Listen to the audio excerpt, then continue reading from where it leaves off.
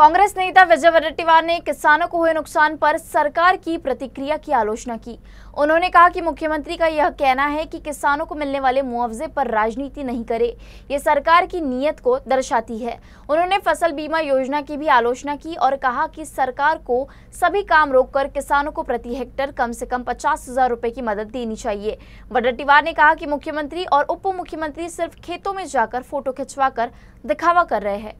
नाही, मी NDRFच्या निकषाप्रमाणे मदत देण्याचा सरकारचा निर्णय ऐकून दिसतोय। काल जे सरकार गेलंय ते औपचारिकता म्हणून पूर्ण करायला गेलं की काय, अशा प्रकारची परिस्थिती काल त्यांच्या दौऱ्यामध्ये दिसली। एका व्यक्तीने विचारलं की किती मदत करणार, त्यावेळेस मुख्यमंत्री म्हणाले की त्यावर राजकारण करू नका।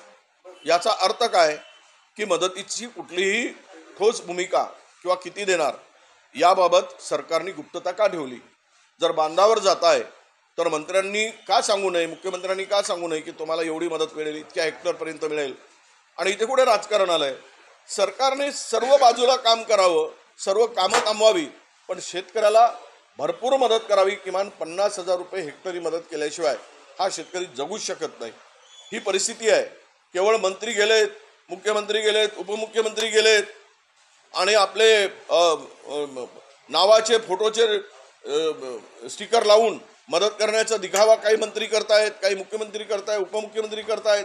काल ते लोकांनी सामान वापस घेऊन जा म्हणून सांगितलं।